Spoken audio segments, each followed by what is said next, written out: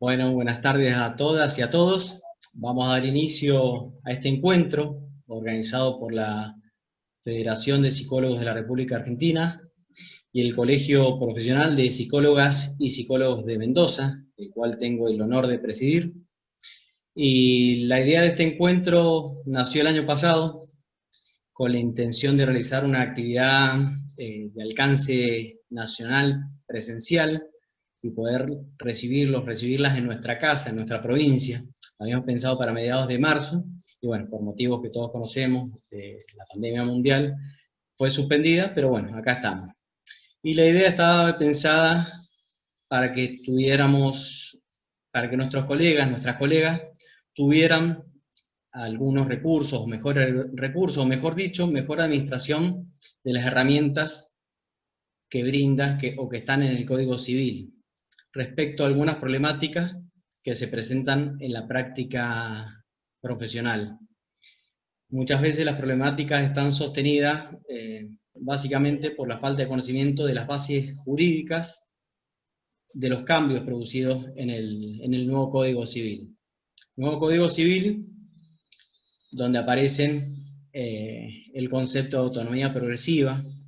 ¿Y qué es esto de la autonomía progresiva? Bueno, ya lo veremos con la doctora, pero esto de que no hay edades fijas o definidas, como también aparecen cambios respecto a la regla de la responsabilidad parental, y otros cambios, como puede ser divorcio, uniones convivenciales, reproducción asistida, pero es lo que hace a la autonomía progresiva y los cambios respecto al ejercicio de la responsabilidad parental lo que mayor impacto sustancial ha traído en nuestras prácticas profesionales, en las prácticas psicológicas.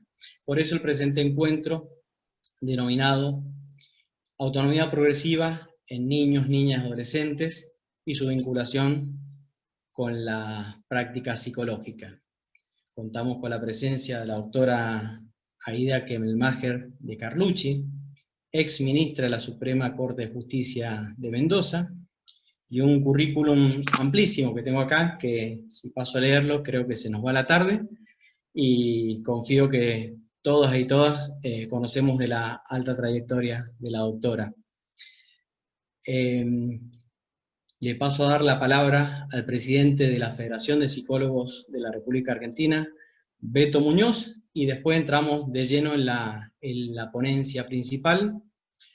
Van a poder, a través del chat, realizar algunas preguntas que intercambiaremos al final con la doctora. Se las trasladaremos a partir de lo que ustedes vayan escribiendo en el chat. Que tengamos una excelente jornada. Beto, te doy la palabra. Bueno, muy buenas tardes. Muchísimas gracias al Colegio de Psicólogos y Psicólogas de la provincia de Mendoza. Es un gusto que podamos darle forma a esto que iba a ser una actividad de más horas, con más profesionales participando, una actividad en conjunto entre la Federación y el Colegio ya por marzo. Entre medio pasaron cosas y no pudimos hacerla presencialmente, y quiero agradecer al abogado de nuestra federación, al doctor Juan Manuel Lescano, que también nos ofició fue una ayudantía muy importante para que nosotros hoy día podamos contar con la palabra de Aida para que nos ayude a que tengamos mayor cantidad de herramientas, mejores conocimientos, que sepamos qué es lo que se debe hacer para que después podamos instrumentar el arte que sea necesario para que nuestro trabajo se desarrolle en el marco de nuestro compromiso ético que como psicólogas y psicólogos todos tenemos que tener. Les agradezco a todos. Acá veo colegas de mi provincia, Mendoza, y veo colegas del resto del país. Nos acompaña la gente de la Junta Ejecutiva de la Federación. Así que espero que podamos aprovecharla al máximo, Aida. Ya hemos acordado que tenemos solamente 24 horas para hacerle preguntas. Así que aprovechemos esas 24 horas que Aida con la sonrisa nos está habilitando. Bueno, muchísimas gracias nuevamente, Aida. Gracias, Mauricio. Gracias a todo el Colegio Profesional, al querido Colegio Profesional de Psicólogos y Psicólogas de la provincia de Mendoza, a mis compañeros de la Junta y a todos los que están presentes. No los molestamos más nosotros. Quedamos en manos de Aida. Muy buenas tardes, muchas gracias a los organizadores de este encuentro, Gracias a mi amigo Juan Manuel Lascano, que es el que ha tejido los hilos para que esta tarde podamos estar juntos. Y por supuesto, vamos a tratar de utilizar un lenguaje en el que todos nos podamos entender, pero hay veces que tanto ustedes como nosotros, los que pertenecemos al mundo jurídico, creemos que hablamos claro, pero no hablamos claro y no nos entendemos. De modo que lo primero que les tengo que decir es que si hay por allí alguna palabra, alguna expresión que ustedes no comprenden, bueno, para eso está el chat, lo van poniendo y así nos vamos corrigiendo incluso a medida que vayamos desarrollando esta reunión y no tengamos que esperar hasta el final de la tarde para entender de qué estaba hablando ese señor. Tengo una anécdota muy graciosa de cuando yo daba clase en Ciencias Económicas y un día después que había rendido, viene a verme un alumno brillante y me dice, mire profesora, le vengo a decir, y yo lo miro y le digo, ¿y para qué venís si ya te sacaste un 10, tu examen fue brillante? Entonces, le digo, no sé por qué estudias Ciencias Económicas y no venís a Derecho, con lo que has mostrado que tenés vocación y que sabés y que te gusta el Derecho. Y entonces el estudiante me dice, no, mire profesora, a mí me gusta mucho las ciencias económicas y vengo acá a decirle una sola cosa. Dice, usted es muy buena profesora, da muchos ejemplos, pero le quiero decir algo porque a lo mejor así después no comete el mismo error entre comillas. Usted el primer día que vino a clase nos dijo, bueno, por ejemplo, el actor plantea, y nosotros cuando usted dijo el actor, nos imaginamos un escenario donde había un artista que entraba y que decía, de modo que estuvimos como 3, 4 minutos hasta que usted siguió hablando para darnos cuenta que el actor era el que demandaba. Bueno, yo siempre cuento esto porque realmente es así. Uno a veces utiliza una palabra que le parece que todo el mundo está en materia y entiende lo que dice y no lo entiende. Así que siempre le estaré agradecida a ese alumno de esa lección que me dio, porque me ha servido muchísimo, no solamente dando clases en la Facultad de Derecho, sino especialmente cuando tenemos estos ricos encuentros interdisciplinarios en el que cada uno puede mostrar la realidad con la que trabaja. Así que bueno, vamos a abrir la pantalla, vamos a ver si con la ayuda del PowerPoint también me entienden un poquito mejor. Como ya se adelantó, esta tarde vamos a tratar de hablar de la autonomía progresiva. La verdad es que el concepto de autonomía progresiva no es tan nuevo ni tan moderno como nosotros creemos, sino que desde hace muchos años ha habido gente que entiende que un niño va adquiriendo mayor conocimiento a medida que va creciendo y que ese mayor conocimiento que va tomando sobre las cosas tiene que tener un efecto desde el punto de vista de lo jurídico. Para que ustedes vean que tengo razón en esto que les estoy diciendo, que no es tan nuevo y por lo tanto no hay que asustarse, miremos por ejemplo este texto del año 1824, sí, 1824, no me equivoqué al escribir. Era un manual que escribió un señor que se llamaba Somellera. ¿Quién era este señor que se llamaba Somellera? Este señor fue el que ocupó la primera cátedra de Derecho Civil en la Universidad de Buenos Aires, cuando la creó nada más ni nada menos que Rivadavia. Y la instrucción que recibía este señor Somellera, porque la cátedra recién se iniciaba, era que tenía que enseñar desde la perspectiva de un gran filósofo político que hubo en aquellos tiempos, que era Jeremy Bentham, un inglés. Entonces, en ese manual que él escribe, cuando tiene que hablar de los niños, dice la siguiente frase, dice, privar a los niños de comprar aquellos juguetes y golosinas a los que regularmente los arrastra la edad, sería demasiado ridículo. Fíjense ustedes, en el año 1824 hay un señor que está escribiendo un manual de derecho civil y se da cuenta que el niño alguna cosa jurídicamente tiene que poder hacer, como es ir y comprar una golosina, y que sería ridículo tener un derecho que dice que no puede tener esa golosina. Bueno, si venimos a los tiempos actuales, vemos que esto viene no solamente de la gente que hace derecho. Si mencionamos, por ejemplo, al doctor Humberto Notti, que fue en la provincia de Mendoza uno de los grandes pediatras que tuvo la provincia, cuando inauguró uno de los hospitales, no, el hospital donde más niños nacen en la provincia, que es el Hospital Lago Mayore, ahí pronunció un discurso, este recordado pediatra mendocino. Y ahí entonces él dijo que el niño no es un hombre en miniatura, es un hombre que tiene características especiales porque tiene dos cosas fundamentales que no deben olvidarse, el crecimiento y el desarrollo. O sea que esta idea de una autonomía, es decir, de la posibilidad de ir decidiendo cosas, pero que va creciendo con el desarrollo, como decimos, no es un tema demasiado moderno, viene desde hace mucho tiempo, tanto desde el mundo jurídico como desde el punto de vista médico.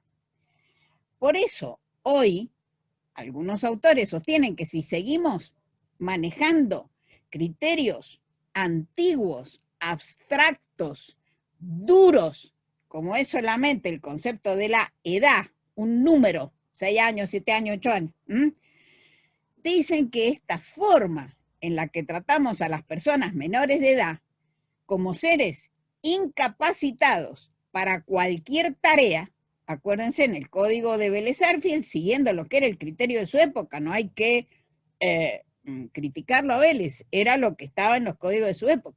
Cuando hablaba de las personas menores de edad, los calificaba entre los incapaces absolutos, ¿sí? De hecho. Entonces, hoy en cambio se dice que la manera de tratar a las personas, esa manera de tratar a las personas menores de edad, como seres incapacitados para cualquier tarea, lo que hacemos cuando los tratamos así es incrementamos su vulnerabilidad. ¿Por qué? Porque retardamos el desarrollo de sus habilidades, reduciendo sus capacidades. Entonces, esta representación de las personas menores de edad tiene por fin, dice esta autora, el objetivo de eso ha sido simplemente mantener la superioridad y el dominio de los adultos sobre las personas menores de edad y la natural y racional clasificación humana entre seres racionales y no racionales. Pero es que ella dice, no existen seres humanos racionales y otros que son irrazonables. Todos somos racionales. Lo que pasa es que hay diferentes fases de la evolución y del desarrollo en el ser humano.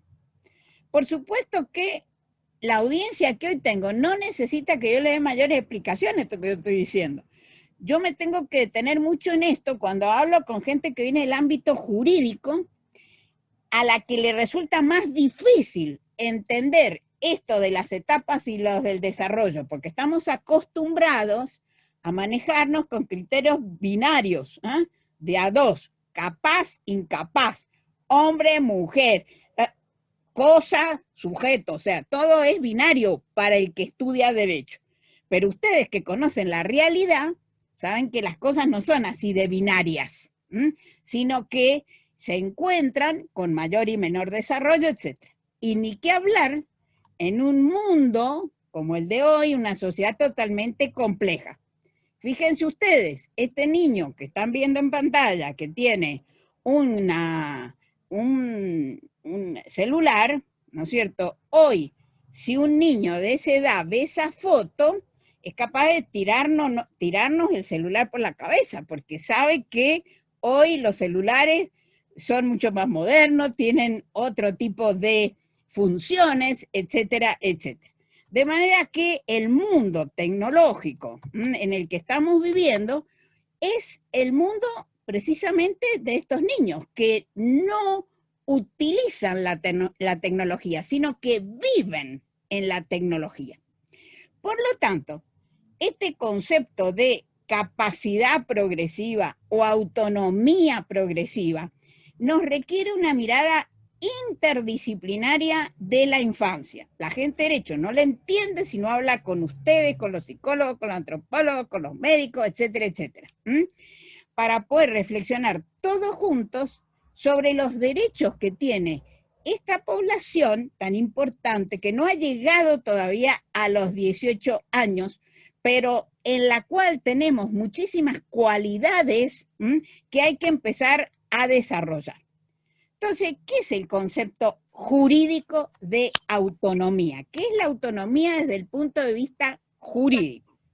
Bueno, desde la filosofía jurídica, y esto se ha trasladado después al ámbito de los derechos humanos, un gran eticista, un gran politólogo argentino que lamentablemente perdimos muy pronto, que se llamaba Carlos Nino. A lo mejor ustedes escucharon hablar de Carlos Nino porque fue el que le diagramó al presidente Alfonsín toda su política de derechos humanos, antes que Alfonsín asumiera al poder. Lamentablemente, gran parte de esta política de Carlos Nino no pudo llevarse adelante, pero fue un hombre que pensó cómo debía el presidente Alfonsín diagramar toda su política de derechos humanos. Bien, entonces, este Carlos Nino, que ha escrito muy bien sobre la autonomía, fundado en las ideas kantianas, en las ideas filosóficas de Kant, sostenía que la autonomía, si yo tengo que definir jurídicamente qué es la autonomía, es la capacidad que tenemos los seres humanos para decidir qué queremos hacer con nuestras vidas, para diseñar, para poner en marcha nuestro propio plan vital. Pero con el realismo que lo caracterizaba a Carlos Nino, decía que para que esa autonomía, esa libertad de proyectarnos pueda ser desarrollada, a veces las personas debemos contar con opciones reales de las que a veces no tenemos y necesitamos la ayuda del Estado. Y esto se advierte muy fácilmente frente a personas de vulnerabilidad económica, cultural, etcétera, en las que esa posibilidad que se tiene de diagramar un proyecto de vida no lo vamos a poder llevar adelante por la situación de especial vulnerabilidad que sufren ciertas personas. Ni que hablar de las personas con discapacidad, de las personas que se encuentran en situación de vulnerabilidad económica, etcétera. Pero por regla, la autonomía es un tema de la persona. Es esa persona la que tiene que tener la posibilidad de proyectar su plan vital. A veces ese proyecto necesita que el Estado te venga a ayudar, pero cuando se habla de autonomía se habla de la persona. Muy bien. Por eso, nuestra Corte de la Nación sostiene desde hace muchos años que el Estado no debe imponerle a la persona planes de vida, sino ofrecer la posibilidad para que la persona pueda elegir cuál es el plan de vida que ella quiere. Y fíjense ustedes entonces cómo este concepto de autonomía se equivale a otro concepto jurídico muy importante, que es el concepto de libertad. Ese paralelismo entre autonomía y libertad lo acepta la Corte Interamericana de Derechos Humanos, y esto es muy importante porque desde ya les digo que el concepto de autonomía progresiva es un concepto que viene de los derechos humanos, y especialmente de la Convención Internacional de los Derechos del Niño. Entonces, ¿qué es lo que dicen los organismos internacionales sobre lo que es la libertad, sobre lo que es la autonomía? Nos interesa fundamentalmente. Entonces, la Corte Interamericana de Derechos Humanos ha dicho muchas veces que la libertad es el derecho de toda persona de organizar con arreglo a la ley su plan vital, su plan individual y social conforme a sus propias opciones y convicciones. Como ustedes ven, esta definición de la libertad es sustancialmente igual a esa definición de la autonomía que Carlos Nino nos traía del pensamiento kantiano. Entonces, la palabra autonomía no aparece en la legislación, sino a partir de que los derechos humanos se incorporan a la legislación civil.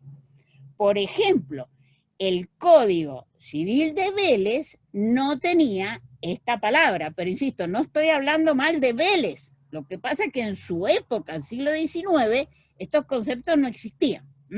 La primera vez que el Código Civil incorpora esta palabra autonomía es en diciembre del 2010, cuando fíjense ustedes qué paradojal, se incorpora el artículo 152 ter, que habla de quién, de estas personas con capacidad restringida, de estas personas que por falta de aptitud mental no tienen toda la autonomía, porque justamente esas carencias mentales son las que llevan a que tengamos que protegerlos.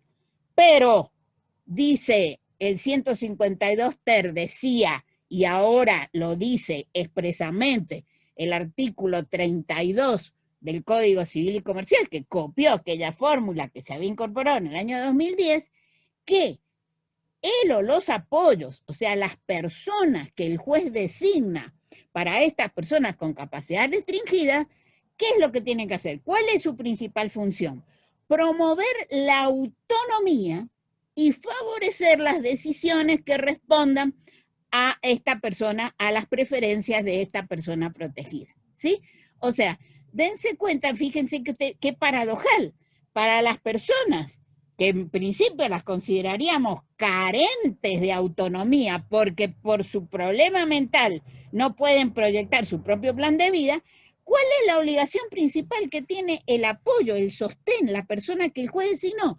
Fomentar, favorecer las decisiones que correspondan a esta persona, porque es que la autonomía es algo que consideramos casi esencial a lo humano, que es esta posibilidad que las personas tenemos de designar nuestro propio plan vital. Bueno, en el Código Civil y Comercial la palabra autonomía aparece varias veces, no solamente acá en el artículo 32, sino, por ejemplo, cuando regula otras formas familiares, como son las uniones convivenciales, entonces dice que va a regir la autonomía. Hasta aquí vimos autonomía. Ahora veamos esto de progresiva. ¿Qué es esto de la progresividad? Como les dije, el concepto de autonomía progresiva viene del ámbito de los derechos humanos. Y en la Convención Internacional de los Derechos del Niño, que se considera una convención de derechos humanos, ya el preámbulo dice, considerando que el niño debe estar plenamente preparado para una vida independiente en sociedad y ser educado en el espíritu de los ideales proclamados por las Naciones Unidas y en particular por el espíritu de paz, dignidad, tolerancia, libertad e igualdad. O sea, que debe estar plenamente preparado para una vida independiente en sociedad. ¿Cómo va a estar un niño plenamente preparado para una vida independiente en sociedad si durante toda su infancia y adolescencia lo mantuvimos con una soga atado sin ninguna posibilidad de que él vaya tomando decisiones? Esto lo saben ustedes mejor que yo. No podemos de la noche a la mañana dar amplia posibilidad de tomar decisiones. Esas decisiones se van a ir tomando poco a poco. Por eso dice, debe estar plenamente preparado. Y esa preparación lo que exige justamente es que, por decirlo de alguna manera, la soga se vaya desarmando poco a poco y poco a poco vayamos teniendo mayores libertades. Por eso, el niño en la convención es un sujeto de derecho pleno y tiene, al mismo tiempo, este sujeto de derecho, tenemos que ver que está transitando un proceso natural que todavía no terminó de constitución de su aparato psíquico y de la incorporación de los valores. Entonces, al mismo tiempo que tenemos que ir viendo, de acuerdo con esta convención, fíjense las palabras que utiliza, la evolución de las facultades, la evolución de su madurez, el desarrollo físico y mental, y impone a los estados la obligación de garantizar el desarrollo del niño. El artículo 5 específicamente de esta convención dice que los estados respetarán las responsabilidades, los derechos, pero todo eso en consonancia con la evolución de las facultades, dirección y orientación que se le vaya dando al niño para lograr mayor autonomía. Y por eso el artículo 12 de la convención dice que los estados partes garantizan. ¿Qué quiere decir que garantizan? Aseguran, no es una mera declaración. Al niño, ¿qué niño? Al que está en condiciones de formarse un juicio propio, el derecho de expresar su opinión libremente en todos los asuntos que le conciernen, teniéndose entonces en cuenta esas opiniones, pero siempre en función de ¿qué? De ese desarrollo, de la edad y la madurez del niño. O sea, fíjense ustedes acá, ya este artículo 12 no dice, se va a escuchar al niño a partir de los 10 años, de los 11, de los 12. No, está utilizando esta fórmula abierta de la que venimos hablando. Edad y madurez, desarrollo, evolución, todas estas palabras que nos sacan de ese binarismo en el que estudiábamos antes derecho, ¿sí? Especialmente antes de la reforma constitucional del año 1994. Entonces, con todo esto que tiene la convención, sí.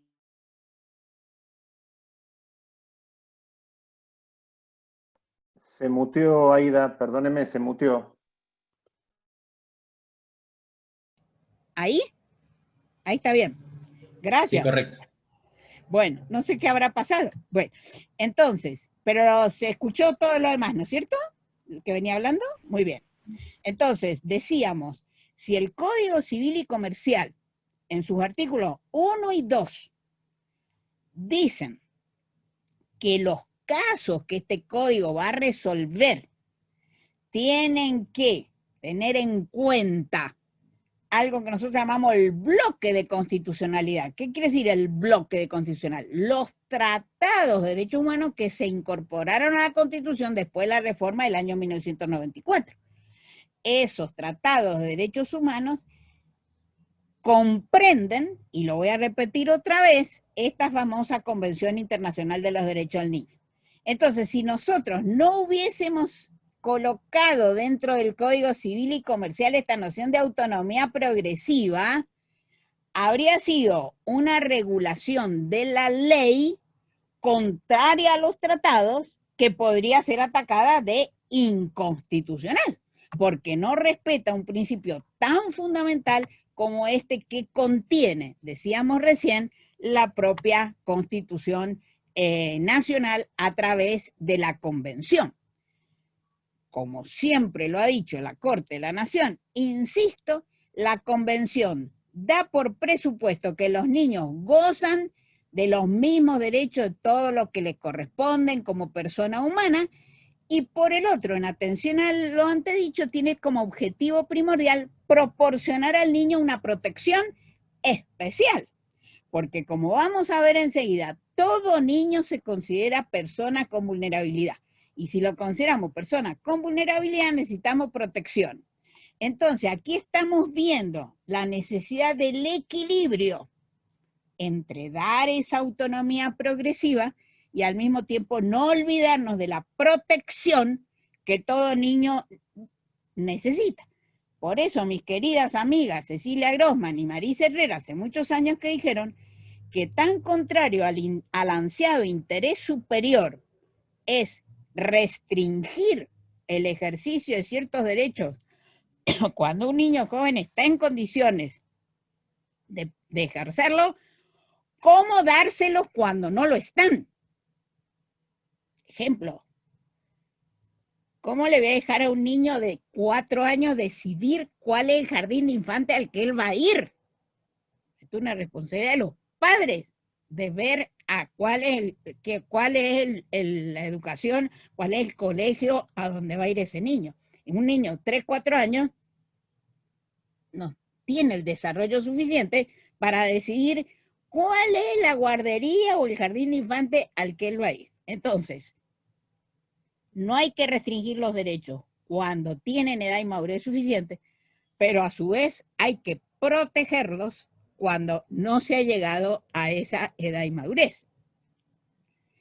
¿Qué tenemos que ver entonces? El grado de desarrollo físico, el grado de desarrollo intelectual, la experiencia previa que tienen, la información que poseen.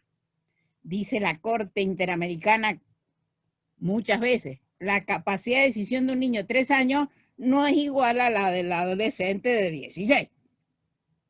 Y por eso, dice la Corte, tampoco es cuestión ese derecho a la audiencia que vimos, ese artículo 12, de darle una interpretación tal que este niño participe en los procedimientos en forma permanente, que lo volvamos loco llevándolo a los tribunales y haciéndolo parte del conflicto.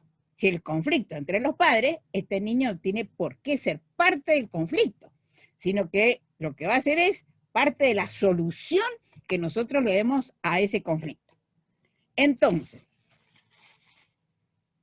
antes del Código Civil y Comercial, nosotros teníamos una ley, la ley 26061, que es la ley de protección integral de los derechos del niño, que cuando habla del interés superior del niño, niña, adolescente, este concepto tan básico y sobre el cual se desarrollan todas las soluciones donde hay niños implicados, esto del interés superior del niño.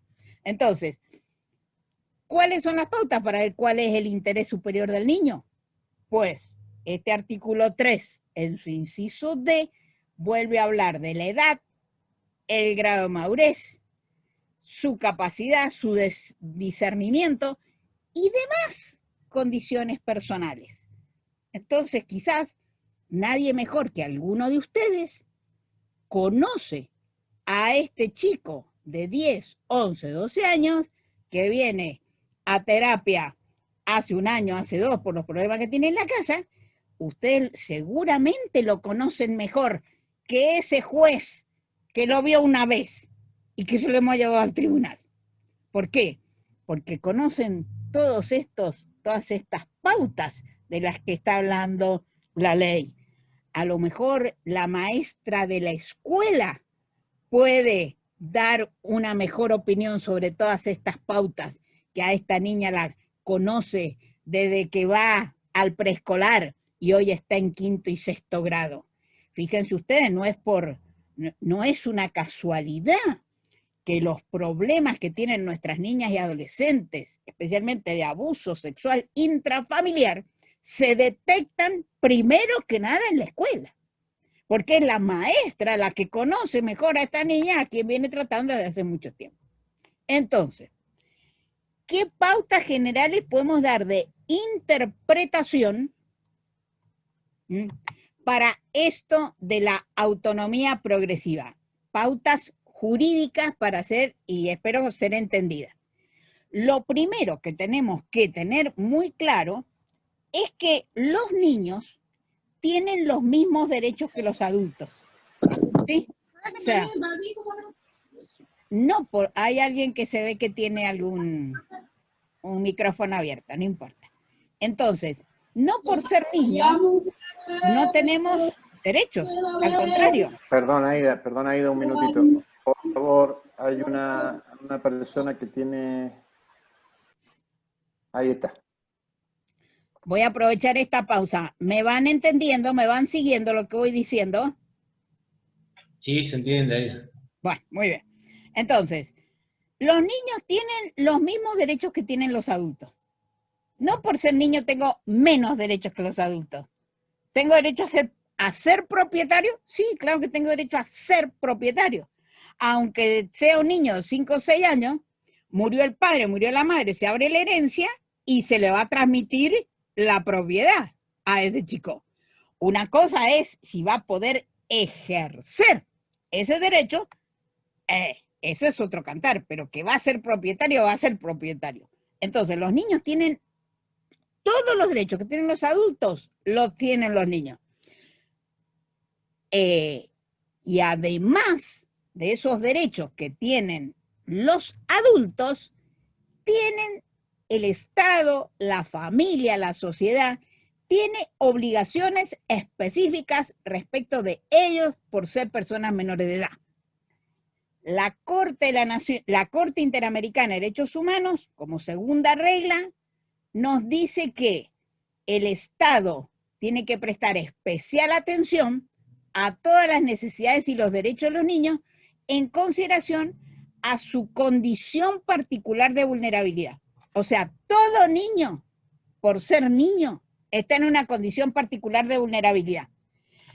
Por supuesto, hay niños que están en una condición de vulnerabilidad mayor. Un niño en la guerrilla, un niño enfermo, un niño... Pero por ser niño, ya necesitamos una protección especial porque esa niñez la consideramos una situación de vulnerabilidad. Por lo tanto, no basta con que los estados se abstengan de violar sus derechos, sino que es imperativo que tomen medidas positivas, determinables en función de las particulares necesidades de protección de este sujeto de derecho y por su condición personal, como es, por ejemplo, si el niño, además de ser niño, es un niño con discapacidad. Mayor obligación va a tener el Estado respecto de esto. Y ustedes vayan pensando ya si el Estado argentino está respondiendo o no a estas pautas, especialmente en tiempos de emergencia tan graves como son los que estamos viviendo. Entonces, ahora entremos al Código Civil y Comercial para ver cómo el Código Civil y Comercial incorporó esto que viene de los tratados de derechos humanos, especialmente la Convención. Nosotros teníamos un código que entró en vigencia en el año 1871, fue un código extraordinario para su época y después sufrió una serie de modificaciones trascendentales, pero esas modificaciones fueron insuficientes porque lo que teníamos que traer al Código Civil era este nuevo concepto respecto de la niñez. Era necesario revisar el concepto de capacidad, el concepto jurídico de capacidad y el concepto jurídico de representación legal. ¿Qué quiere decir esto? Si yo tengo en este mundo binario, como decíamos recién, los capaces y los incapaces, divididos así por esta línea divisoria clara, ¿con qué me encuentro? Con que el capaz es el que habla, es el que actúa, el que dice todo lo que hay que decir. En cambio, si es un incapaz, tiene un representante. ¿Y qué hace ese representante? Habla por él. A vos, niño, a vos no tengo por qué escucharte, sos un incapaz. ¿Quién va a hablar por vos? El representante legal. ¿Quién es tu representante legal? Tu papá, tu mamá, si no tenés papá y no tenés mamá va a ser tu tutor, pero vos, fuera. Entonces, estas nociones de capacidad civil y de representación que juegan al todo o nada y que implica la representación que sale la persona incapaz para que entre el que lo está representando, esto es lo que, como todos ustedes se imaginan, había que cambiar en el Código Civil por todos estos conceptos que vimos antes. Como dice mi querida amiga italiana Gilda Ferrando, las nociones tradicionales de menor edad, capacidad, incapacidad, representación, ya no eran adecuadas para describir los actos jurídicos que hay que cumplir en el interés de ese menor. ¿Y de qué nos dimos cuenta los juristas? De algo a lo que ustedes ya se habían dado cuenta hacía muchos años, que una persona puede tener aptitud para decidir sobre ciertas cuestiones, pero no sobre otras, ya que no siempre es necesario el mismo grado de comprensión y argumentación. Hay en algunas cosas en las que un niño tiene mayor desarrollo y otras menos. Cuento una anécdota que me pasó en Tucumán.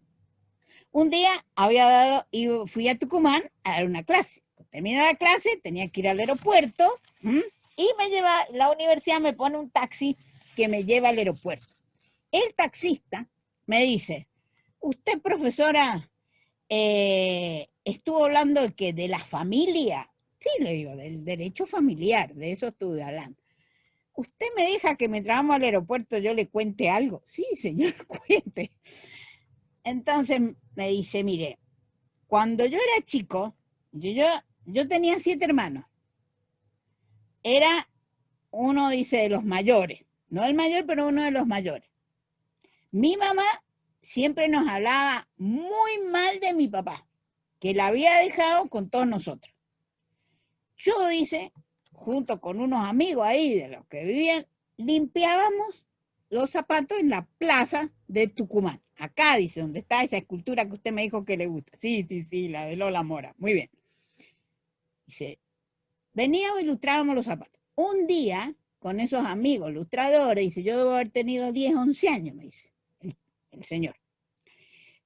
Daban una película que queríamos ver en un cine que está ahí cerca de la plaza. Entonces, cuando llegué a mi casa, le dije a mi mamá, mamá, acá tenés todas las monedas que gané ilustrando los zapatos, pero me voy a guardar una, dice, porque voy a ir con mis amigos al cine este fin de semana que queremos ver la película. Mi mamá, dice, lejos de agradecerme porque yo era el que le llevaba la plata, me sacó la moneda, me pegó una cachetada y me dijo, vos no pensás en tus hermanos, vos vas al cine mientras tus hermanos no tienen que comer. Y yo, profesora, discúlpeme, pero ahí empecé a dudar si efectivamente mi papá nos había abandonado o esta era una bruja que lo había echado mi papá de la casa.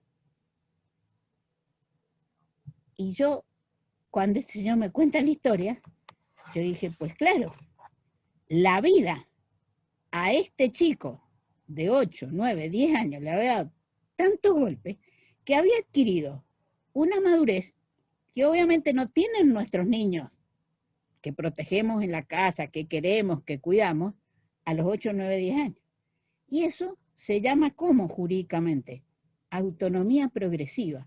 Este niño entendía la verdadera injusticia, que era que él ganaba las monedas y que la madre no le permitía ni siquiera el goce de una película. O sea, el sentido de la justicia o de la injusticia había nacido en este niño a los 8 o 9 años, cuando quizás en nosotros lo empieza a tener un adolescente. ¿Qué quiere decir eso? Que así como ustedes manejan nociones flexibles, nosotros en el derecho también necesitamos nociones flexibles. Claro, por supuesto, el derecho para algún tipo de actividades necesita algo que se llama seguridad jurídica. Y esa seguridad jurídica muchas veces no se lleva demasiado bien con lo flexible. Entonces, ¿qué hace el derecho de los derechos humanos? Utiliza un concepto más rígido, tradicional, que es la pauta etaria, la edad, pero también al lado de eso utiliza otra pauta que es flexible, que es permeable, que se llama madurez. Pero esa madurez tiene que ser suficiente. ¿Suficiente para qué? No para cualquier cosa, para el acto que estamos intentando realizar. Entonces, ¿cómo juega esto en las relaciones de los niños con los padres? Nosotros prácticamente para el Código Civil y Comercial trajimos, casi que copiamos, normas como las que tiene el Código Alemán. ¿Qué dice el Código Alemán? Dice, los padres observarán en el ejercicio del cuidado la creciente capacidad y necesidad de independencia del hijo en cuanto a su actuación consciente y responsable. Y debatirán con el hijo las cuestiones relativas a su cuidado y promoverán que se tomen estas decisiones en acuerdos. Lo mismo el Código holandés, la autoridad parental frente a las personas de más edad disminuye en la medida en que se desarrolla su personalidad y su capacidad de tomar decisiones. Entonces, fíjense qué parecida a la fórmula argentina. Cuando habla de los principios que se manejan para la responsabilidad parental, menciona el inciso B, la autonomía progresiva del hijo conforme a sus características psicofísicas, aptitud y desarrollo. A mayor autonomía, o sea, a mayor aptitud para ir proyectando lo que se quiere hacer, a mayor autonomía disminuye ¿qué?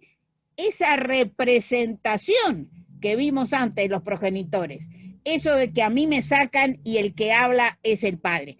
A mayor autonomía disminuye la representación de los progenitores en el ejercicio del derecho de los hijos. Entonces, voy a ponerles un ejemplo en el que vamos a criticar a la Corte de la Nación que antes, ¿sí?, del Código Civil y Comercial no advirtió esto que estamos diciendo. Como nosotros vimos recién, antes del Código Civil y Comercial teníamos en la Argentina esta ley 26061 que regula la protección integral de los niños, niñas y adolescentes. En esa ley ya estaba este concepto de autonomía progresiva. Entonces, ¿qué pasó? En un juicio, en esos juicios de grandes conflictos de los padres, se presenta el hijo, ¿sí?, que no tenía aquellos 14 años, que era la línea divisoria que tenía el Código Civil, para hablar de los menores adultos, decía el Código Civil. Una expresión bastante confusa, porque si era menor, no podía ser adulto. Hoy el Código Civil y Comercial no habla de menor adulto, hoy habla de adolescente. Y bajó esa edad a los 13. Entonces, ¿qué dijo la Corte en este caso? Este era un caso de un chico, ¿no es cierto?, que entra en este proceso del conflicto de los padres entre sí con un abogado. No tenía esos 14 años. Entonces, rechazan la petición del hijo y la Corte, para confirmar que ese hijo no puede venir con su abogado en este juicio, dice: los menores impúberes, los menores estos que no alcanzaban los 14 años, son incapaces absolutos. No pueden realizar por sí mismos actos jurídicos, como es la designación y remoción de un letrado patrocinante, así como la actuación de derecho en un proceso en calidad de parte. ¿Y qué dice la Corte? Dice que la noción de autonomía progresiva es de la ley 26061, pero no es del código. Y designar un abogado es un contrato. Y para poder celebrar un contrato, no tengo que ser menor impúbere, o sea, tengo que haber llegado como mínimo a los 14 años. Y por lo tanto, ese chico no puede designar ese abogado. Mire, el caso estaba bien resuelto, pero muy mal fundado. ¿Por qué digo esto? Ese chico concurrió a ese expediente con un escrito que le firmaba un abogado que no era su abogado, que no era el abogado que iba a decir lo que el chico quiere decir por ese artículo 12 de la convención que vimos. Era el socio del abogado de la madre, o sea que no era el abogado del niño, era el abogado de la madre que venía con la firma del socio del estudio del abogado que era el CIEL de la madre. Entonces la Corte lo que debió decir es: ese abogado es el socio del abogado de la madre, por lo tanto no puede ser el abogado del niño. Y usted, señora, está generando un conflicto de intereses trayendo a este niño con un abogado que es el socio de su abogado. Y decir las cosas por su nombre. Porque no es cierto lo que dice aquí la Corte. No era cierto incluso antes del Código Civil y Comercial. Porque si bien es cierto, la designación de un abogado supone un contrato, supone también algo muchísimo más importante, que es el acceso a la justicia. Porque un acceso real a la justicia requiere que la persona que va a la justicia, que quiere ser oída, tenga el auxilio de un abogado. Y ese acceso a la justicia es un derecho constitucional y personalísimo. Por lo tanto, el contrato queda de lado. Lo más importante es el derecho de esa persona de tener acceso con un abogado. Hoy, la Corte no podría decir lo que dijo en el año 2012, con los textos que tenemos en el Código Civil y Comercial. Nunca podría decir que la noción de autonomía progresiva es de la ley, pero no es del código. No, es del código también.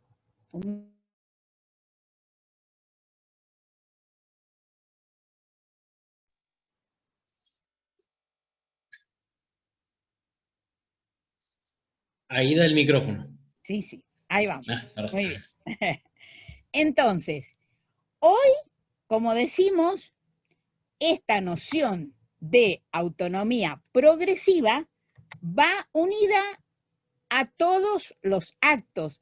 Es cierto que comprende más estos actos que llamamos personalísimos, o sea, los actos propios de la persona y no los contractuales. Pero ya vamos a ver que también en materia contractual sirve la noción de autonomía progresiva. Entonces, si yo tengo que distinguir lo que era antes, o sea, muchos de ustedes empezaron a actuar antes del Código Civil y Comercial, antes de la Ley 26061. ¿Y qué les decían la mayoría de los profesores? Les decía, mire, acá el chico no tiene capacidad. Si no tiene capacidad, necesita representación, como es el caso que vimos antes. Entonces, la línea divisoria era neta y especialmente esto rige para el ámbito contractual. Todo contrato que se celebre, un contrato de prestación de servicios, como son los que pueden prestar ustedes, normalmente ese contrato, ¿quién lo celebra? Lo celebra el padre de este chico, este adolescente que viene al consultorio, al estudio de ustedes. Y es así por este concepto que veíamos antes tan importante en el mundo jurídico, que es el de la seguridad jurídica. El que contrata tiene que saber si con el que contrata es capaz o incapaz, etc. En cambio, la noción de autonomía progresiva, esto que antes al principio le llamábamos competencia, porque traducíamos del inglés competency, pero después nos dimos cuenta que competencia no va mucho para nosotros que hablamos castellano. Entonces, esta noción es cierto que principalmente se maneja en el ámbito de los derechos personalísimos, pero también puede aparecer en otros ámbitos. ¿Por qué? Porque como vimos recién en el caso de la Corte, una misma circunstancia yo la puedo estar mirando desde el ámbito de los contratos, pero también desde el ámbito de los derechos personalísimos. Entonces, no tenemos que creer que la noción de autonomía progresiva está afuera de todo ámbito que sea patrimonial. No es así. Porque, insisto, hay muchos ámbitos en los que se mezclan estas dos características. Entonces, ¿en qué se diferencia fundamentalmente la noción de autonomía progresiva, ¿sí?, de aquella capacidad que no es algo rígido, no es al todo nada, sino que se trata de un elemento de desarrollo evolutivo que se va adquiriendo con esa madurez psicológica y cognitiva? Entonces, veamos un artículo básico en el Código Civil y Comercial. ¿Qué dice ese artículo famoso, artículo 26, sobre el que han corrido ríos de tinta? El artículo empieza diciendo que la persona menor de edad ejerce sus derechos a través de sus representantes legales. O sea, la regla es que un chico ejerce sus derechos a través de sus representantes. Tiene papá, tiene mamá, serán sus padres. No tiene papá, no tiene mamá, será un tutor. O sea que esta regla que tenemos acá tiene por finalidad ¿qué? Lo que decíamos al comienzo, darle al chico esa protección especial porque todavía no se encuentra suficientemente desarrollada para afrontar todo un mundo jurídico económico. Pero, ¿qué dice el artículo? ¿Qué sigue diciendo? No obstante, la que cuenta con edad y grado de desarrollo suficiente puede ejercer por sí los actos que le son permitidos por el ordenamiento jurídico. O sea, no por este articulito, sino en toda la normativa a la que yo voy a tener que ir. Voy a ir a la ley de los pacientes, ¿no? A la ley de los derechos de los pacientes, voy a ir a la ley de identidad de género, voy a ir a todas las leyes donde tenga algo que ver un chico, no solamente un articulito que yo pueda tener. Por eso dice que le son permitidos por el ordenamiento jurídico. Entonces, ¿qué es lo que pasa? Algunos juristas siguen pensando con la cabeza antigua esta binaria. Entonces, la regla es que es un incapaz. Y para no ser incapaz, las excepciones las tengo que tener dentro de la ley. No es así. No hay que pensar así. Porque el artículo dice que puede hacer por sí todos los actos que le son permitidos por el ordenamiento jurídico. Por lo tanto, yo tengo que buscar en todo el sistema jurídico todo lo que este chico puede hacer. Por lo tanto, se trata de una regla flexible que se acomoda a la realidad. Y por eso el Código Civil y Comercial, en todos esos artículos que ustedes ven ahí, habla de edad y grado de madurez, edad y grado de madurez, edad y grado de madurez. Todos esos artículos, ¿no?, que yo tengo que tener en cuenta. Entonces, ¿qué más dice este famoso artículo 26? Que en situaciones de conflicto de intereses de estos chicos con sus representantes legales, ese chico puede intervenir con la asistencia letrada, con ese abogado que vimos, con el que había ido a la corte, pero que en realidad era un fraude de la ley porque no era el abogado del chico, sino era el abogado de la madre. Y después dice lo que dice el artículo 12 de la Convención, que nosotros vimos al comienzo, que la persona menor de edad tiene derecho a ser oída en todo proceso que le concierne, así como participar en las decisiones que hacen a su persona. Entonces, con este espectro normativo, que no es el único, pero que yo he tratado de buscar lo básico, lo fundamental para que ustedes me entiendan, se han planteado numerosas cuestiones en los tribunales. Por ejemplo, la elección del colegio, ¿sí? A veces estos conflictos se plantean entre los padres, el padre que quiere este colegio, la madre que quiere el otro, etcétera, etcétera, y a veces el chico se manifiesta, no, yo quiero esto, quiero el otro. Bien. El derecho a la comunicación, esto es muy importante y cada vez presenta mayores problemas ante la judicatura. Primero, el chico que no, por ejemplo, el chico que convive con la madre y no quiere ver al padre, o la inversa, convive con el padre y no quiere ver a la madre. Es lo mismo un chico de 4 o 5 años que no quiere ver a la madre o al padre que un joven de 17 años que no lo quiere ver. ¿Hasta dónde llega la posibilidad del juez de imponerle un tratamiento terapéutico a un chico de 17 años? Tratamiento que a lo mejor va a demorar 1 año y ya va a tener 18, ya va a ser mayor de edad y no le puede imponer nada. O este que, metido en el conflicto que tienen los padres, no quiere ver a los abuelos. Y los abuelos que son mayores y sufren y no los quiere ver.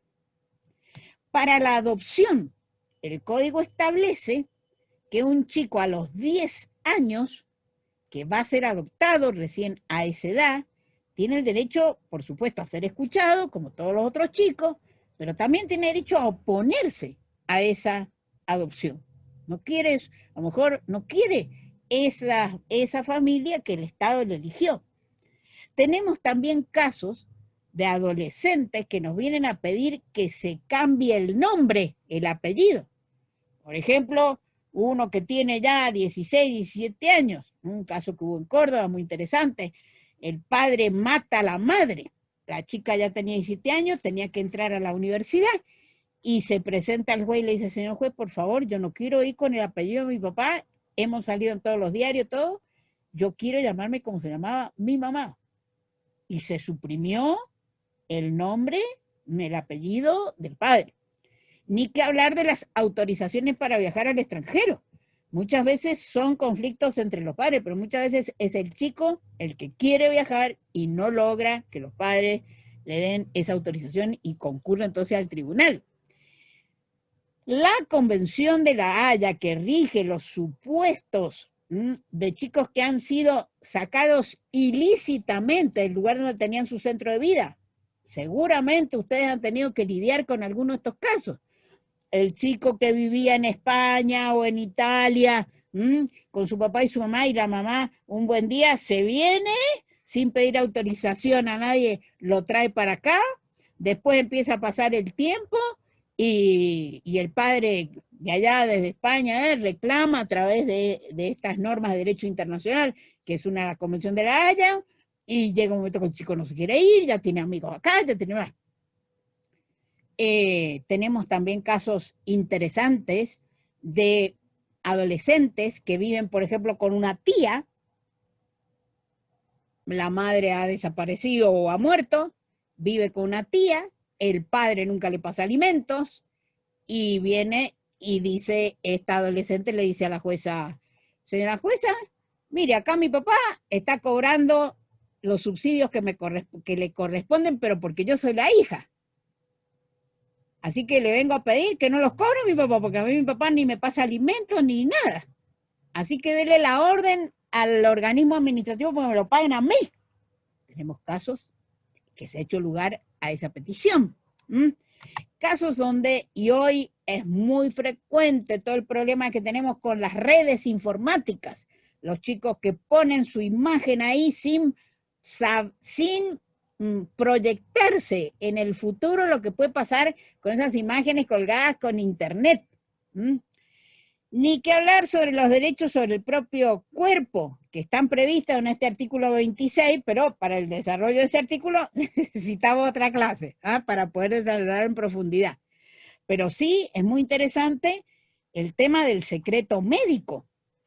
¿Sí? Este chico o esta chica, el caso más frecuente que tenemos, embarazada de un abuso en su casa, que viene y le dice al médico, y usted no le dice absolutamente nada a mi familia, porque si usted llega a decir esto en mi familia, a mí me matan, el tipo a mi mamá la va a matar, o lo que fuera. Ya hay un cierto consenso sobre que hay derecho a ese secreto médico, si no corre riesgo, por supuesto, la vida del adolescente. El derecho a la identidad de género, que lo tenemos resuelto ya por ley especial. Entonces, quiero comentar con ustedes un caso reciente que, en mi opinión, muestra muy bien esto de la autonomía progresiva, sin perjuicio de que para eso después tenemos 20-25 minutos para hablar y comentar otros casos, los casos que ustedes quieran ir planteando y sobre los cuales quieran reflexionar. Este es un caso que se resolvió este año en Bariloche. Fíjense qué cosa interesante, que muestra cómo el chico puede tener este discernimiento para determinados actos tan importantes como es el derecho a la propia identidad. ¿Sí? Este es un caso donde la mamá de una niña que tiene 12 años nada más, ¿sí? La mamá se ha ido de la casa y la niña se ha quedado con su papá en la casa. Hay tanto conflicto entre esos padres. La niña, obviamente, es el botín de guerra, como es en muchísimos casos, pero la madre llega al extremo de iniciar un juicio de impugnación de la paternidad. O sea, dice, vamos a rendir la prueba del ADN porque vos no sos el padre de esta niña. Por lo tanto, ni derecho a que esté con vos tiene, ni absolutamente nada. Entonces, cuando el padre recibe esta demanda, porque es una demanda jurídicamente contra quién se inicia contra el padre al que estamos impugnando, pero también contra ella viene la madre diciendo, yo actúo en representación de mi hija, ¿sí? Esa representación de la que habíamos hablado antes al comienzo. Entonces, yo vengo en representación de mi hija a iniciar esta acción de impugnación contra este señor. Entonces el padre, que se ve demandado, dice, vos no sos la representante, porque para ser la representante tendría que ser algo que ella quiera, y ella no quiere, a punto tal que vive conmigo. Y sí, por casualidad el juez considera que sí, que vos tenés representación, bueno, vengo a decir en este mismo juicio que si se prueba que yo no soy el padre, quiero adoptar a esta hija. Fíjense ustedes, el padre, la desesperación y los vínculos afectivos que tiene este hombre con esta niña, que ha vivido siempre con el padre, ¿sí? Muy bien. Entonces, se le corre un traslado, o sea, de esto que dijo el padre, ahora la madre se va a defender. Entonces dice, mire, esta niña tiene 12 años, no tiene ni siquiera 13, no tiene autonomía suficiente, no es esa adolescente a la que el código le está reconociendo esa aptitud, esa autonomía progresiva. Yo soy la madre, la represento y por lo tanto estoy aquí diciendo usted no es el padre biológico vía. Si hay un conflicto de intereses, como usted dice, que tiene conmigo porque ella no lo quiere, bueno, vamos a designar un tutor a este juicio. Eso se llama jurídicamente un tutor ad litem. Y si lo que usted quiere después adoptarla, bueno, eso irá por otro juicio, después veremos. ¿Quién viene ahora a hablar? Viene a hablar la abogada del niño, la abogada de esa niña. Ese abogado que la corte no había aceptado porque tenía menos de 14 años, ¿se acuerdan? Ese con el que empezamos. Acá no tuvimos ningún problema en designarle una abogada a la niña. Y esa abogada a la niña responde con todos argumentos que favorecen al padre. Y dice que la niña tiene autonomía suficiente para comprender lo que sucede y que si procediese esta demanda con la prueba del ADN, ella perdería su propia identidad, su identidad dinámica, porque una cosa es la identidad de la sangre y otra cosa es la identidad dinámica con quien esta niña se encuentra identificada. Y se encuentra identificada con este señor que ha sido siempre el padre que ella ha tenido. Viene el defensor de niños, niñas y adolescentes, confirma esa misma posición, dice que no tienen por qué designarle un tutor, que para eso está la niña representada por ese, o sea, asistida por ese abogado, y más ella que representa al Estado con los derechos que tienen los niños. La jueza hace lugar al planteo del padre, dice que efectivamente puede llegar a perderse este derecho a la identidad, que la autonomía progresiva de la niña lleva a que la madre ha perdido esa representación, que ella, la jueza, ha escuchado a esta niña 2 veces, que la primera vez la niña estaba muy tranquila, pero a medida que el juicio iba y que le decían que podía perder a su papá, la niña estaba realmente desesperada por lo que podía ser este resultado. Y por lo tanto, dice la jueza, el interés superior del niño hace que en este caso, esas opiniones de este niño de esta niña que yo he escuchado, la tengo que respetar, tengo que tener en cuenta esas opiniones en el sentido de la convención, pero también para, si le voy a decir a la madre que sí, tengo que explicarle a esta niña por qué sí, por qué no. Entonces, concluye la sentencia con un párrafo de lectura fácil. Esto ahora es muy frecuente en los juicios donde intervienen niños, niñas y adolescentes. Los jueces, después de hablar difícil en jurídico, hacen un párrafo final donde le explican al chico la sentencia, los puntos fundamentales de la sentencia. Y entonces ella, la jueza, hace ese párrafo donde le explica a la niña por qué no le hace lugar a la madre, por qué acepta las defensas del padre, y también le dice que si algún día ella quiere averiguar su verdad biológica, puede por su cuenta iniciar el juicio, pero la madre no la puede representar. Bueno, entonces, para terminar esta parte en la que solo yo he hablado y esperando todos los comentarios valiosísimos que seguramente ustedes me van a hacer, cuando yo hablo de este tema siempre me acuerdo de este dibujo precioso que vi en Francia en un barrio que se llama Le Marais, se escribe Marais. Aquí en este barrio vivían muchos judíos que fueron sacados de este barrio y llevados a los campos de concentración. Y en uno de estos colegios, ¿no es cierto?, a donde iban muchos de esos niños, esa familia judía, se exhiben dibujos que hacían esos niños. Y entre esos dibujos hay uno que me parece extraordinario para mostrar lo que es ese plan vital que tienen nuestros niños. Dice este niño que hizo este dibujo: Je suis ce que je suis. O sea, soy el que soy. Je serai ce que je veux. Voy a ser el que quiero ser.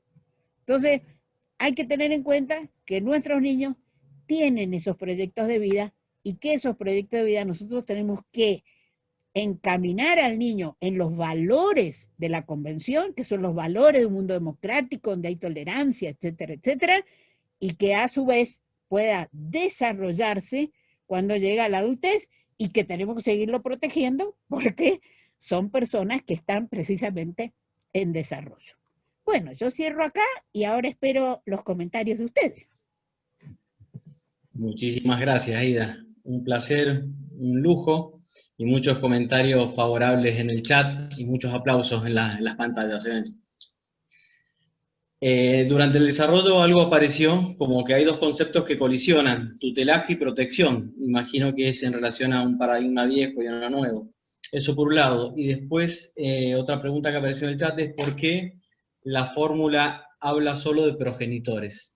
Estas dos cosas por ahora, Aida. Tutelaje, protección, y por qué se habla de progenitores solamente en la fórmula. Bueno, algunos artículos efectivamente hablan de los progenitores porque muchas de las normas que yo cité están en el capítulo que habla de la responsabilidad parental. Pero este código admite otras figuras que no estaban expresamente reguladas en la legislación anterior y que han motivado precisamente la crítica de estas mentes así binarias, que dice, ¿pero qué quiere decir eso? ¿Qué quiere decir esa expresión? Por ejemplo, la palabra allegado, que aparece para los actos médicos, para prestar el consentimiento para los actos médicos. Por ejemplo, este niño, niña y adolescente que llega al hospital, que hay que hacerle una intervención, que alguien tiene que prestar el consentimiento, pero el padre no está, la madre no está, y ha llegado ¿con quién? Con la vecina, que la dejan todos los días mientras los padres trabajan, mientras se van a otra provincia o lo que fuese. Entonces esta palabra allegado, ¿sí? Aparece allí para esa especial circunstancia. La palabra referente afectivo. ¿Qué es eso del referente afectivo? Muchas veces son personas con las cuales este niño está ligado precisamente por estas relaciones socioafectivas. La madrina, ¿no?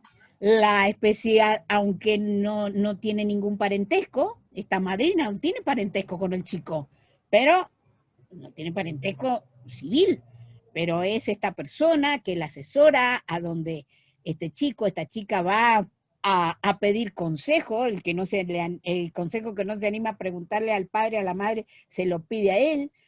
Cuando nosotros regulamos la figura de la delegación de la responsabilidad parental, ¿qué tuvimos en cuenta? Tuvimos en cuenta también que hay veces que los padres no se pueden hacer cargo de este chico, pero hay otra persona, este referente afectivo, que se está haciendo cargo de este chico. Entonces nosotros en el original, en el artículo le habíamos puesto que se puede delegar en un pariente o en un referente afectivo, pero el Poder Ejecutivo le tuvo miedo a que a través de esta delegación se hicieran adopciones que no correspondían, etc. No es así porque la delegación no sirve para la adopción, no es guarda que se compute para la adopción, pero no importa. Pero fíjense que los jueces, aunque el artículo quedó pariente, sin embargo ya hay algunas sentencias que permiten esa delegación en esos referentes afectivos cuando efectivamente los padres no se pueden hacer cargo de los niños. Entonces, yo siempre hablo de progenitor, pero hay otras normas, y son varias del Código Civil, que amplían este espectro en el sentido que lo estoy diciendo. En razón de que la Corte Interamericana de Derechos Humanos también ha sostenido que esta noción del progenitor se amplía y fundamentalmente también de acuerdo con las circunstancias. Por ejemplo, los niños migrantes, acuérdense que en la Corte Interamericana llegan muchos casos de derecho internacional. Entonces, estos niños migrantes, estos que salen, por ejemplo, de Haití y se van a Nicaragua, ¿sí? ¿Y con quién se van? ¿Con el papá? ¿Con la mamá? No. ¿Con el tío o la tía? No. ¿Con el primo? Tampoco. Sino que salen con personas con las que tienen vínculos afectivos muy importantes. Entonces, la Corte ha dicho, respecto de ese vínculo, lo voy a juzgar como si fuese familia. Entonces, esto también nos viene de los derechos humanos. Bien, bueno, en relación a eso, un comentario desde Misiones que dice que tenemos muchos niños, niñas criados por tías, abuelas, que fueron dejados por sus madres, padres, y cuando la familia quiere iniciar un trámite no lo puede hacer porque no es el tutor legal. Esto es una referencia. Bueno, aquí le decimos al colega que miren bien el código, porque en los artículos 654 hasta el 657, si la memoria no me falla, van a encontrar ustedes algunas reguladas, algunas figuras jurídicas que le van a permitir solucionar este problema. Por ejemplo, el código regula la guarda a un tercero, que puede estar disponiendo el juez, porque la delegación exige el acuerdo de los padres, pero la guarda al tercero la puede estar disponiendo el juez. Así que pueden ir por ahí también. Bien. Después una como pregunta, si la autonomía progresiva es demostrable a lo jurídico teniendo en cuenta el dibujo, juego con niños en relación a los tratamientos, o si solo se enfocan en la palabra. No, no es solamente la palabra. Hay más o menos una jurisprudencia uniforme, ¿sí?, que sostiene que la expresión del niño no es solamente la expresión oral o escrita, sino que hay muchas maneras de expresarse. Lo que pasa, y en esto también quiero decirles, muchas veces los jueces, pues me ha pasado a mí cuando era jueza de la Corte, nos encontramos con que los informes que nos hacen los profesionales, tanto ustedes como profesionales médicos, etcétera, la terminología que utilizan es una terminología difícil de entender. Utilizan términos que tienen que tratar de encontrar un lenguaje en el que nos podamos entender todos. Porque sin ese lenguaje, si yo tengo, como lo he dicho muchas veces yo en mi sentencia, si yo tengo una pericia que no entiendo, por el lenguaje técnico que está utilizando y no le entiendo, entonces no me sirve esa pericia. Para mí es como si no existiese. No puedo fundar una sentencia sobre una pericia que no entiendo. Entonces ustedes también, cuando nos hacen esos informes a los jueces, tienen que tratar de ser suficientemente claros, y cuando adhieren o no a alguna teoría, porque eso nos dicen a nosotros los juristas que, depende de la biblioteca, pero ustedes también, ¿no es cierto? El que no es freudiano, entonces tienen que tratar de hacer una fundamentación que resulte comprensible para el juez. También le voy a decir esto, para mí no hay juez más peligroso que el que hizo un curso de psicología de 20, 30 horas y se cree que es psicólogo. Ese juez para mí es peligrosísimo. Entonces, los psicólogos no son los que resuelven el expediente, pero pueden darle al juez un instrumento muy valioso si le hablan en un lenguaje que el juez pueda entender. ¿Sí? Perfecto.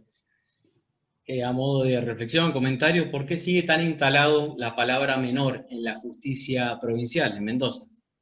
Bueno, el Código Civil y Comercial ha tratado de eliminar esa palabra menor. Habla siempre de niños, niñas y adolescentes, no de menor. Pero efectivamente es un lenguaje forense del que es difícil separarse. Miren, un gran juez de la Corte Interamericana, el doctor Sergio García Ramírez, que fue, en mi opinión, bueno, sin desmerecer a nadie, y de los que están y de los que fueron, pero en mi opinión Sergio García Ramírez es uno de los más grandes, un penalista extraordinario. Él también decía que tampoco hay que hacer de este problema terminológico una cuestión de vida o muerte, porque de hecho hay muchas convenciones de niñez que siguen hablando de menores, pues son convenciones viejas. Entonces siguen hablando de menores, pero son convenciones que están vigentes.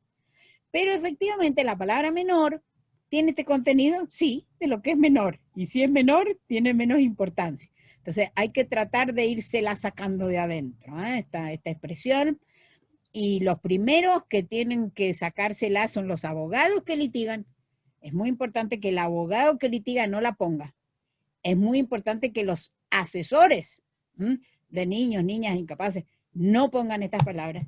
Pero no es fácil sacarla del lenguaje. Pero estoy de acuerdo con usted que especialmente en Mendoza todavía se está muy atado a una terminología que no corresponde. El Código Civil y Comercial fue muy cuidadoso en materia de lenguaje en el derecho de familia y de las personas. Quiso un lenguaje claro y un lenguaje no discriminador. Por ejemplo, sacó la palabra concubinato, porque la palabra concubinato tiene ese contenido peyorativo muy grande. ¿Cómo se llaman ahora? Uniones convivenciales. En materia de niños, no se llama padrastro, no se llama madrastra, que hace recordar a los cuentos, ¿no es cierto?, de Grimm y todo esto, sino que es el padre afín, la madre afín, ¿sí? No se habla de tenencia. ¿Y a quién le dio la tenencia el juez? No, no, no. Se tienen las cosas. Hay un cuidado personal, no tenencia. Se eliminó la palabra visitas. A los hijos no los visito. Yo me comunico con mis hijos, ¿sí? Entonces, todo este cambio terminológico, no se crea usted que es fácil. Por ejemplo, las propias colecciones de jurisprudencia, yo aún hoy sigo mandando email. Ojo, ojo, que pusieron patria potestad. No, es responsabilidad parental. Pusieron tenencia, pusieron esto, ¿no? O sea, es una lucha muy importante con este tema del lenguaje. Bien. Consultan si hay algún recurso legal sin curatela para poder iniciar trámites, por ejemplo, certificados únicos de discapacidad. Eso por un lado, y después si un chico de 13 años puede seguir sobre cambio de género. Creo que la respuesta en esta última la encontramos en la ley de identidad de género. Claro. Bueno, el primer punto, ¿sí? El régimen ahora de la incapacidad, lo que antes se llamaban los incapaces. Este es un régimen que está, nosotros siempre decimos, arrinconado. Porque para declarar a una persona incapaz con el Código Civil y Comercial, tiene que ser una persona que no tiene ninguna posibilidad de comunicarse con el entorno. Si tiene alguna posibilidad de comunicarse con el entorno, no la vamos a declarar incapaz. La vamos a declarar capaz, pero con capacidad restringida. ¿Eso qué quiere decir? Que el juez, cuando haga la resolución, va a decir qué cosa esa persona no puede hacer. Y no le va a designar un curador. Le va a designar un apoyo, un sostén. Ese apoyo que vimos, que nos viene ya desde antes del Código Civil y Comercial, que es el que tiene que favorecer a la autonomía. Entonces, estas personas, de acuerdo con el propio Código Civil y Comercial, son parte en el proceso. Por supuesto que hay personas en una situación de vulnerabilidad muy grande que no pueden comparecer por sí. Normalmente los lleva un tío, una tía, y lamentablemente, en la mayoría de los casos, para poder cobrar los subsidios del Estado. A la gente lo único que le importa de esta persona con discapacidad es, de aquí vamos a sacar algo de plata del subsidio del Estado. Entonces se lo llevan al asesor, etcétera, para que inicie el juicio. Por lo menos antes también lo hacían, pero lo hacían y lo declaraban incapaces. Ahora todos esos juicios donde se declararon incapaces, todas estas personas están siendo revisados de modo que son capaces con capacidad restringida. Y puede ocurrir que el juez acá, como no lo declara incapaz, sino capaz con capacidad restringida, advierte que esta persona, para la vida cotidiana, para saber comprar, para ir al supermercado, para saber qué compra, sabe hacerlo. sabe hacerlo, no sabe hacer otra cosa, a lo mejor no se sabe cuidar personalmente, no sabe tomar los remedios, no lo sabe elegir, pero a lo mejor sí sabe comprar y sabe qué es lo que es más barato, lo que es más caro. Entonces, a lo mejor ese juez ahora, esa persona que declara con capacidad restringida, no le va a poner como prohibición que no puede cobrar el subsidio o que no puede comprar, vender, etcétera. Le va a decir que el apoyo, por eso, por ejemplo, el apoyo pueden ser más de uno. Eso que antes llamábamos el curador, ¿sí? Puede ser más de uno. Le puede haber puesto uno para el cuidado del propio cuerpo, otro para los actos de la vida cotidiana, otro de acuerdo con lo que le falta a esta persona, ¿sí? Esa era una de las preguntas que me hicieron. Sí, y hoy, ¿no es cierto?, esta persona, si tiene más de 13 años, como le digo, no le vamos a asignar un curador, salvo que no se pueda comunicar por ninguna manera, que sea una persona de esta que tiene prácticamente vida vegetativa. Pero si tiene alguna posibilidad, va a ser un sostén y la va a ayudar. Lamentablemente siguen habiendo muchísimos casos, ¿sí?, de personas a las que vamos a los tribunales solamente para que cobren el subsidio. Pero hoy, en la mayoría de los tribunales, por eso es importante que estos casos los traten los tribunales de familia, como en Mendoza. En Córdoba, por ejemplo, no, se llevó a los juzgados civiles. En cambio, estos casos en los tribunales de familia hay todo un equipo interdisciplinario que puede movilizar a la gente que viene por esta persona a la que hay que restringirle ciertas capacidades para enseñar, o sea, los juzgados de familia tienen que tener también, y los civiles, donde está radicado en las provincias que lo han hecho así, tienen que tener esta función pedagógica también de enseñar esta nueva visión. Bien, bien. Dos preguntas en relación a defensora de los derechos del niño y adolescente, y si se puede explicar a través de acciones si habilitan el rol que cumple el defensora, si habilita el ejercicio de la autonomía progresiva, preguntan por un lado, y por otro, si el defensor del niño o niña, ¿qué diferencia hay con el abogado del niño? Y si existe esta figura de abogado del niño o niña en el ámbito público. Sí, sí. Entonces, vamos a hablar. El abogado del niño. ¿Quién es el abogado del niño? El abogado del niño es este profesional del derecho que expresa en el juicio lo que el niño quiere. Por supuesto que ese abogado del niño, también como todo abogado de niños, de no niños, yo adulto, puedo ir y decirle al abogado, mire, yo quiero esto, porque tal. Bueno, el buen abogado también me va a decir, mire señora, usted podrá querer todo eso, pero escúcheme. O sea, lo puede llamar a la reflexión al niño, como también llama a la reflexión un abogado al cliente adulto. O sea, la diferencia entre el abogado del niño y el abogado común es que el abogado del niño tiene este cliente tan especial, que es este niño al que la convención le da derecho a ser oído y a que su opinión sea tenida en cuenta según su edad y grado de madurez. O sea que este niño, el abogado va a ir a expresar lo que el niño quiere, pero a su vez con esta relación previa que tiene. Este abogado del niño no es lo mismo que los que ustedes están acostumbrados en cada provincia, se llama de otra manera, el asesor que se llamaba antes de menores e incapaces. Ese es un funcionario del Estado que sí representa al niño, pero no lo representa en los deseos, en lo que él quiere, sino en lo que ese funcionario del Estado considera que es el interés superior del niño, que es su interés superior, que es lo que debe ser. Bueno, no siempre coincide lo que dice el Ministerio Público con lo que este niño quiere. En el caso que yo les traje, ¿no es cierto?, sí coincidieron. Tanto la abogada de esa niña que se había designado como este Ministerio Público, ¿no es cierto?, este funcionario del Estado, fueron y le dijeron a la jueza, mira, nosotros hemos escuchado a esta niña no quiere perder ese vínculo que tiene con este señor.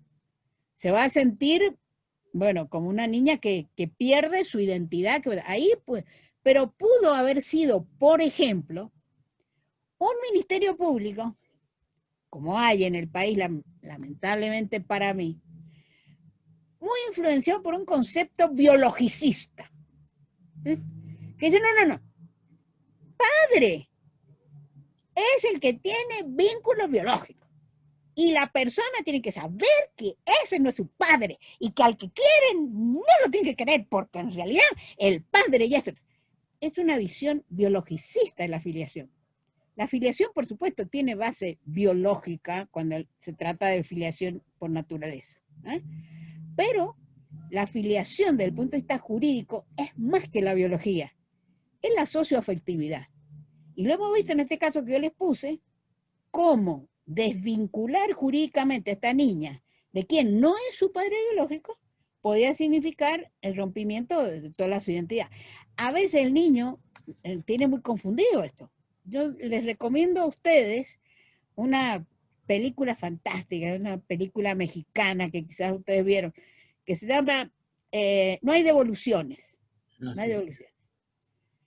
Y que es la historia de un señor, ¿no es cierto? Un bon vivant, un tipo ahí que está en las playas mexicanas, ¿eh? Y que cría a esta niña que un día se la depositaron diciéndole que era la hija de él. Bueno, y cuando aparece la madre que la quiere recuperar, por supuesto, la madre es rica, la madre, y la niña tiene buena relación con su madre también, pero tiene gran relación con este hombre también. Entonces, tenemos que tener mucho cuidado, porque los niños, los afectos, como también en los adultos, ¿sí? Los afectos no siempre están divididos en dos, no siempre son así de binarios como decíamos al comienzo. Y el juez se enfrenta con estas situaciones que no son fáciles de resolver. No sé qué otra cosa me habían preguntado, si es que... porque me preguntan la diferencia entre el abogado del niño y el asesor. Sí, ahí como les digo, el abogado del niño representa en el juicio a este niño y le expresa al juez lo que el niño quiere. Que no es el caso del Ministerio Público.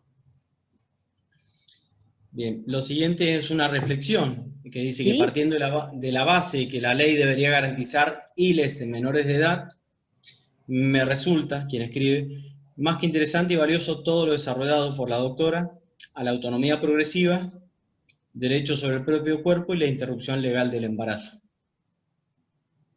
Una reflexión de... Ustedes saben, yo tengo posición tomada frente a la interrupción legal del embarazo. Creo que lo peor que puede hacer una sociedad es penalizar la interrupción. Y mi preocupación desde siempre han sido las niñas y las adolescentes que quedan embarazadas. Y ese es un problema muy serio, muy grave, que hay que respetar la autonomía progresiva de estas niñas, que abusadas en sus casas, en algunos momentos hasta están privadas, hay tanta vulnerabilidad de atrás que uno no puede decir que sea totalmente libre lo que están expresando. Pero en muchísimos casos estas niñas saben lo que quieren. Si quieren llevar adelante ese embarazo, si no lo quieren llevar, saben. Y volver a ese lugar donde han sido abusadas es lo peor que puede hacer la justicia. Entonces, esas niñas las tenemos que proteger. Si hay que interrumpir el embarazo, hay que protegerlo. Y sobre todo hay que protegerlas de ese ambiente que no supo protegerlas. Bien. Nos escriben y nos dicen que en varias ocasiones usted critica el binarismo utilizado. Imagino que es en relación al paradigma viejo del código. Sí. ¿Qué opinión tiene respecto al lenguaje inclusivo y cómo integrarlo o no en la legislación? Mire, yo pienso que puede haber lenguaje inclusivo. Yo trato de utilizar ese lenguaje inclusivo, pero lo que no me gusta, lo confieso, no lo absorbo todavía, es un lenguaje que cambie la gramática. A ver, si yo le pongo una X para querer decir las niñas, niños, yo todo el día dije niños, niñas y adolescentes. Fíjense, las mencioné a los tres. Yo prefiero eso y no decir L, X y una S, porque ni siquiera sé cómo se pronuncia eso. Entonces, como el lenguaje tiene que ser inclusivo, tiene que ser no discriminador, pero también tiene que ser claro.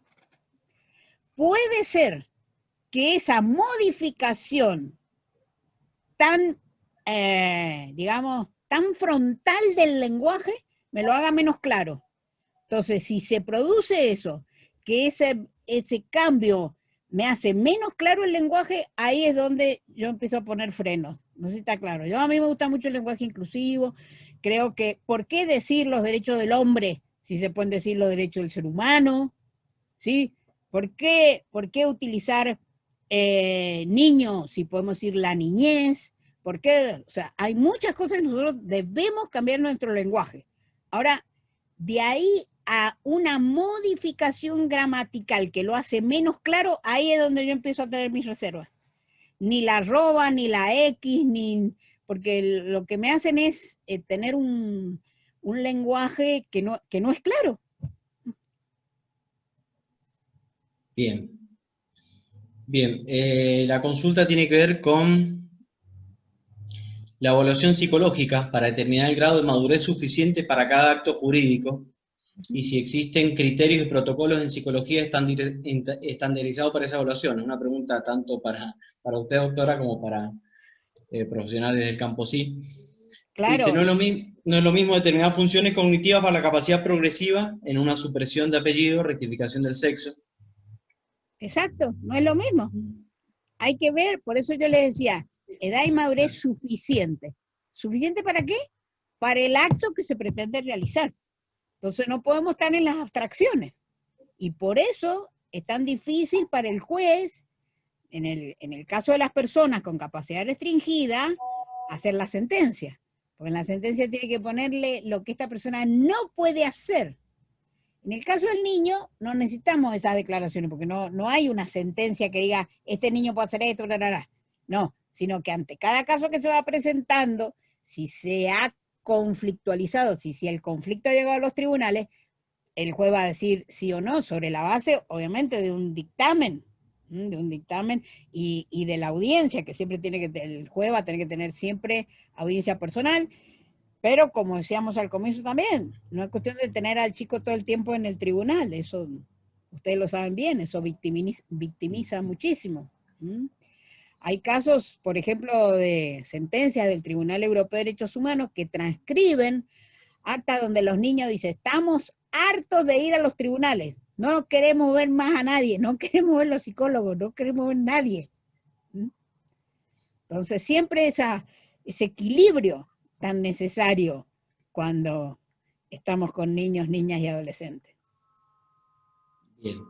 Una pregunta, y ya para terminar, y agradeciendo el tiempo que nos ha brindado la doctora, una pregunta que tiene que ver con algo muy recurrente que recibimos en los colegios, las asociaciones profesionales. Dice, si se puede iniciar tratamiento con un niño o niña menor de 13 años con el consentimiento de uno de los padres. Esto es moneda corriente en los colegios, que nos llegan por parte de los propios colegas estas consultas. No son de los actos que requieran el consentimiento de los dos padres. O sea, puede ser con el consentimiento de uno solo de los padres, claro, si el otro se opone, ahí va a venir el problema. Pero se presume, que, si viene uno, se presume que tiene el consentimiento del otro. Perfecto, clarísimo. Bueno, creo que hemos disfrutado una jornada deliciosa, riquísima. Creo que nos llevamos mucha tarea para la casa, para aplicar en los ámbitos profesionales. Ha sido un lujo contar con la presencia de la doctora. Beto, no sé si querés cerrar, decir algo para agradecerle a la doctora y demás. Gracias, Mauricio. Bueno, muchísimas gracias, Aida. Seguramente estaremos apelando a su buena voluntad y a su capacidad de docente para que nos vaya ayudando posteriormente a ampliar los conocimientos que necesitamos para tener una mejor práctica. Una mejor práctica es tratar de hacer el menos daño para nosotros.